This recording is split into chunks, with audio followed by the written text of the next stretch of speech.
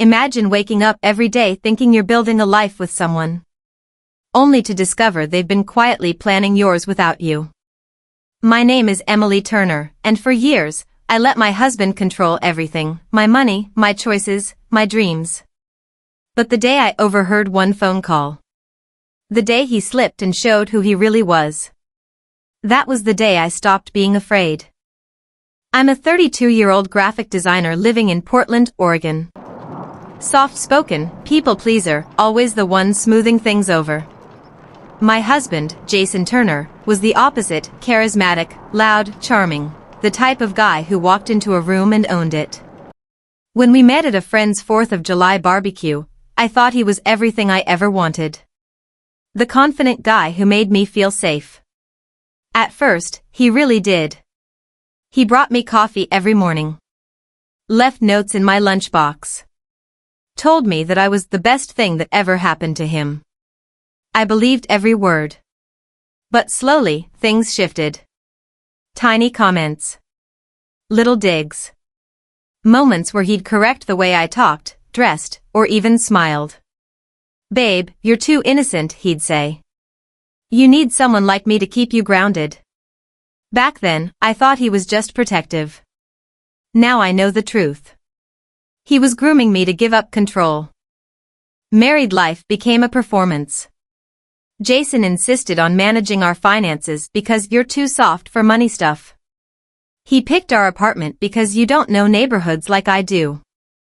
He even steered me away from certain friends because they don't want the best for you. But the real turning point came last year.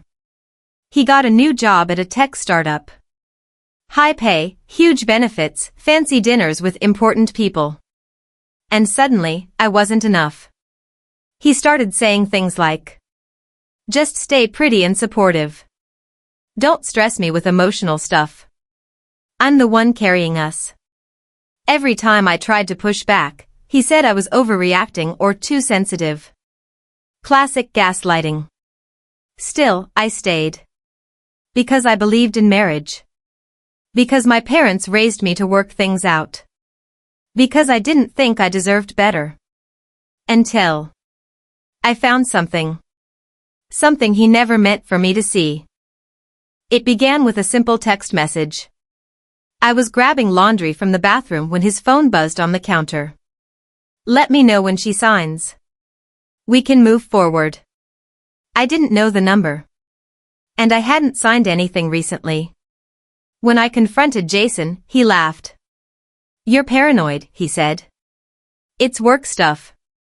Stop snooping." But his tone, his eyes, the way he snatched the phone like it contained nuclear codes. Something was wrong. Days later, the cracks spread. He started coming home late, changing his passwords, keeping his phone face down. He brushed me off with excuses, but I wasn't dumb. I just needed proof. Then came the night everything changed. Jason left his laptop open on the kitchen island. He was in the shower. And the screen was still unlocked. I know I should have walked away. But something deep inside, that little voice I'd been ignoring for years, whispered, "Look." So I did. Emails. Documents. Encrypted files. And one folder labeled Turner Life Plan. My stomach froze. Inside were PDFs with our names. My signature digitally pasted on documents I'd never signed. Power of attorney forms. Investment transfers. Property papers. Even something about a marital separation with controlled asset division. He was planning to leave me. With nothing. And the worst? An email to a coworker. "She'll never fight back. She doesn't have it in her." I couldn't breathe. The man who promised to love me was planning to erase me. I confronted him that night. I'd never seen Jason so calm. So collected. So smug. "Emily," he said, pouring himself whiskey. "You're overreacting again. This is why I handle everything. I showed him the documents. The forged signatures. The emails. He didn't deny it. Instead, he smiled. "You should be grateful," he said. "I'm setting up a clean break. You'll be taken care of. You don't have the spine for a messy divorce." He actually believed I'd quietly walk away from my own life. And then, the sentence that shattered me. "You were always temporary, Emily." It felt like the floor disappeared. I spent that night in our guest room, staring at the ceiling, shaking with anger. Temporary? Weak? Replaceable? He didn't know who he married. Not really. That was the night I decided. If he wanted war, I'd give him one. Here's the thing Jason always underestimated about me. I may be quiet, but I pay attention. And I remember everything. For the next 2 weeks, I acted completely normal. Soft. Clueless. Exactly how he expected. But behind the scenes? I gathered every document. Screenshot every email. Backed up his financial trails. Even contacted a lawyer, a shark named Ava Morgan, who looked like she drank people like Jason for breakfast. She told me his entire scheme was illegal. Forgery. Fraud. Financial abuse. Asset manipulation. But she also said, "Play dumb. Let him move forward. The more he reveals, the stronger your case." So that's exactly what I did. I let him think I was broken. Defeated. Dependent. Meanwhile, Ava and I built a case so airtight it might as well have been wrapped in steel. Then came the climax. Jason walked into the living room one Friday morning with a manila envelope. "Sign these," he said.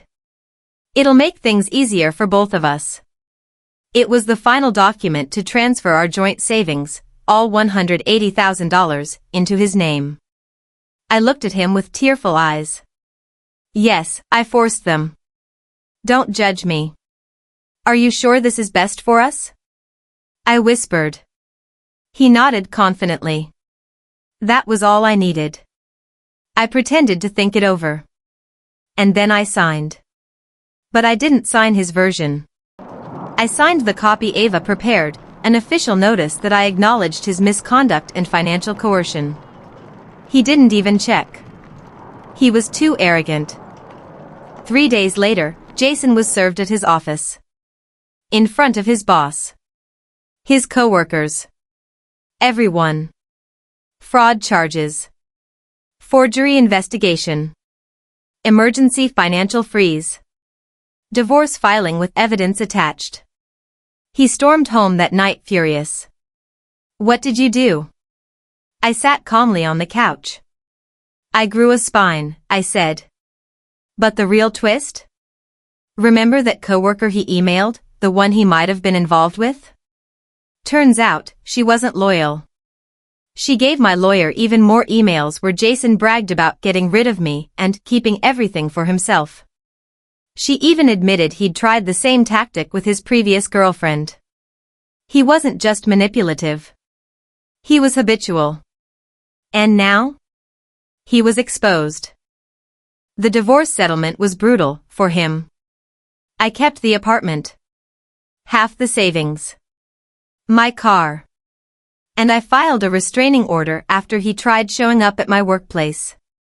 His company put him on unpaid leave during the investigation. His reputation? Destroyed. Everyone knew the truth. Jason Turner didn't just betray his wife. He tried to erase her. Meanwhile, I rebuilt my life. New friends. New hobbies. New confidence. I even started my own small design business, something he always laughed at. Turns out, I'm pretty damn good at it. If you take anything from my story, let it be this. Silence is not weakness. Kindness is not submission. And the moment someone decides you're easy to control, that's the moment you become dangerous. Never underestimate the quiet ones. We're the ones who notice everything. And when we finally stand up, we don't just walk away. We win. Thank you for watching Intiqara Stories, where every truth finds its justice. If this story moved you, make sure to like, comment, and subscribe. And remember, your story isn't over until you decide the ending.